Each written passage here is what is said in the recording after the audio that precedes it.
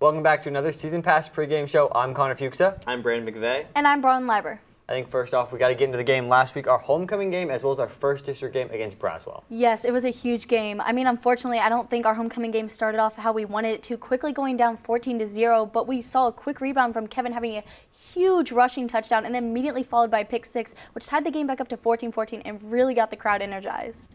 Yeah, and then I think in the second quarter, a big thing to talk about is that Kevin found Matt twice for 2 touchdowns, and that connection's been something that's been getting better and better throughout the season. It's something I think we'll definitely see a lot tonight against Prosper.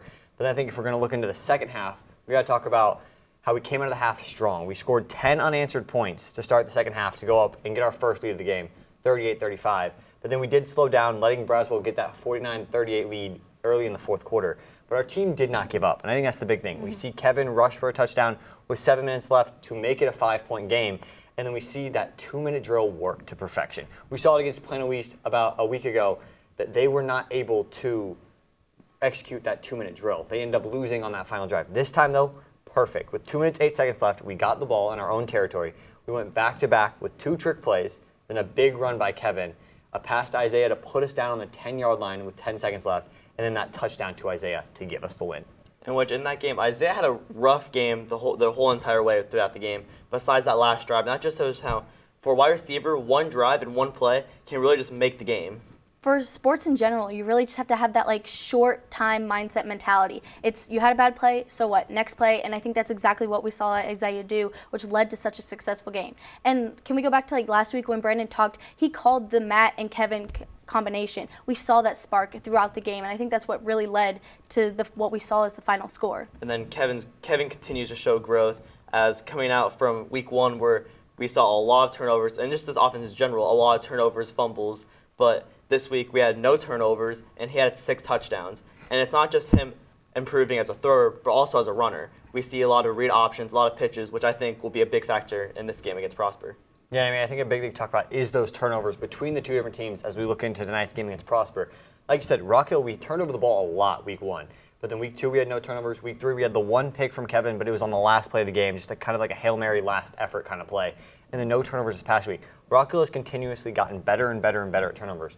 Whereas on the flip side of it, that's been Prosper's biggest weakness. They've got Harrison Roser as their quarterback who has 5 interceptions on the season, and then their running backs have had a fumbling problem as well.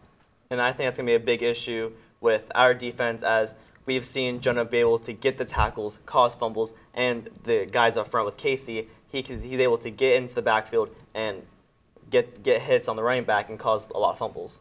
Yeah, I think a big thing is going to be looking at if our defense can force turnovers. So far, that has been also a struggle for us, is our defense hasn't been forcing turnovers to give our offense that advantage. Last week, we saw the pick 6, which was huge improvement, being able to see our defense not only get a turnover, but put points on the board. That's something we're going to have to see again tonight if we want a chance against this Prosper team. And then another thing we need to focus on our defensive side is stopping the passing game. Yeah, I think the offense has 2 scary weapons with Harrison Rosar and Hunter Summers. It's going to be trouble for our defense, but I think the biggest thing tonight is looking at Prosper's defense. This is a tough Prosper defense that went off against Geyer last week, a team that's averaging almost 50 points a game.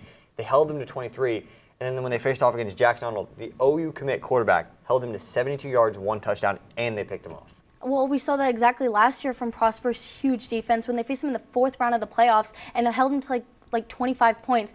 Their defense has stayed strong over this last year, and then we have not seen that decrease. So I think, like Brandon was saying, our O-line is going to have to step up and really allow for Kevin to not only throw the ball but rush it, like we saw him do in the homecoming game. I think that's a good thing you mentioned is our offensive line. Our offensive line, we said in the beginning of weeks, has struggled. And last week we saw him do better as the game went on. We saw him get stronger and allow Kevin to have more time to make those deep throws down the field as we saw in the final drive.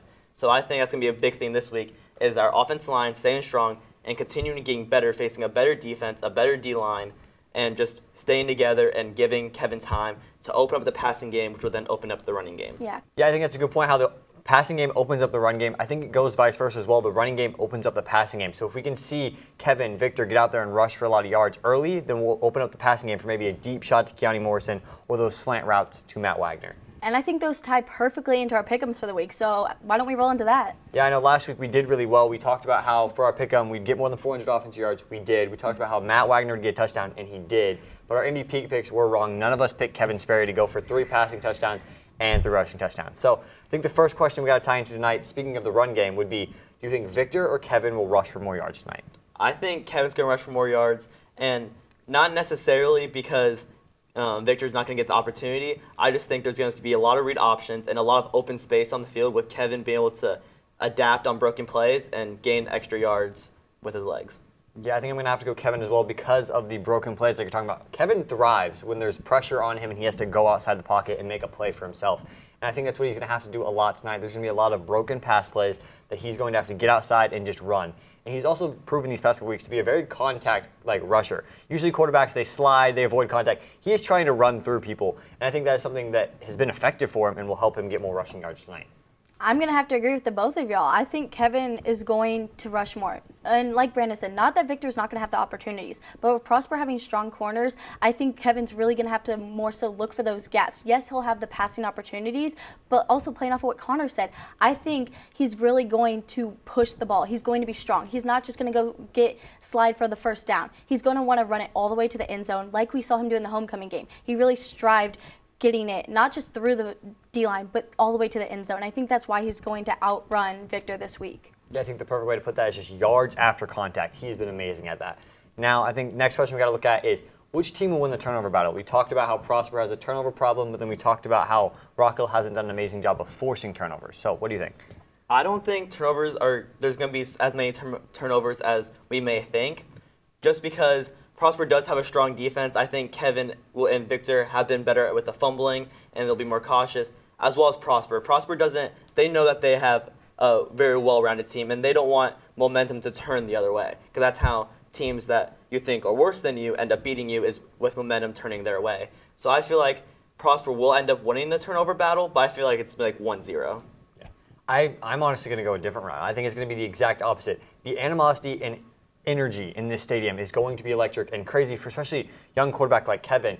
He has never had the stadium this packed before. The nerves are going to be at an all-time high, and I think there's going to be a lot of mistakes made by both sides. I think we're going to see Kevin throw a pick tonight, but I think Rock Hill will still win the turnover battle because they have not fixed that fumbling problem with their running backs. They have a running back by committee, but none of them really have been able to hold on the ball. They've never proven one that's had amazing ball security, and I think our cornerbacks have stepped up. And with our 3-man front, we're going to be playing a lot of pass defense, which I think will help maybe get a pick off of Rosar. So I think it's going to probably end around 2-1 in favor of Rock Hill. I personally think Rock Hill is going to win the turnover battle because if you look at it, like you said, Kevin has been working on the turnover game. He's been working on not causing as many fumbles. He's been getting stronger with the ball as we've seen him rush it up the field. And like you said, Prosper's D just has not been working on that as much. I'm sure they have, but it just hasn't seen improvement in any of their games. Meanwhile, every single game this season, we've seen constant improvement from our offense. And I think that's why overall they're going to be able to be stronger with the ball, and then our defense will get those opportunities to force more turnovers on Prosper. I think for Prosper, though, there's 3 names you can't forget about on the defensive side. It's Ethan Higgins, the middle linebacker, and then the McClendon twins, who have been great all year. Yeah, I think it's definitely a toss-up of which side can pull off turnovers, but I think that's going to be the deciding factor in the game is which side can win this turnover battle. But now I think it's time to just look into our MVP player. Who do you think for Rock Hill is going to have to play amazing to get us that win? For this week, I'm going to go with Matt, because Matt had 2 touchdowns in the second quarter, like Bronwyn talked about. And like I talked about earlier, the run game opens up the passing game.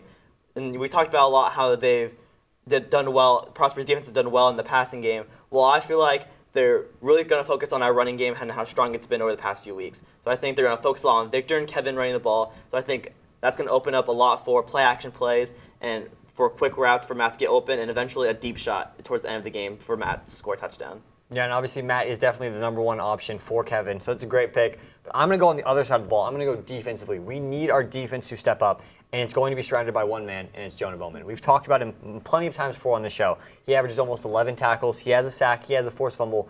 And then we've talked about earlier about how Prosper has that fumbling problem.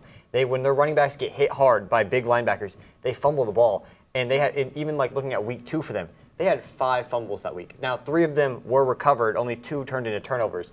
But they had 5 loose balls in that game. And I think Jonah Bowman is that big guy. He's that guy that's going to be all over the field tackling everyone. Eventually, he's going to poke one out and get a fumble, and that is going to help shift the tide in the game. I think a big thing that Prosper fans would say to rebuttal that is that they had 0 fumbles last week. Well, it's kind of hard to fumble when you keep going 3 and out. Yeah, when you don't got the ball much, there's not much time for mistakes. So, yeah. Bronwyn?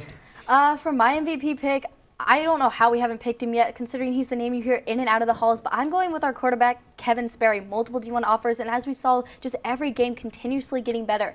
In our homecoming game last week, he had 6 touchdowns, and in the last 3 weeks has only allowed for 1 interception. I think he's going to do a great job of finding people like Victor, like Matt, and then also on his own being able to get through the D-line and wiggle his way through all the way to the end zone like we saw him do last week.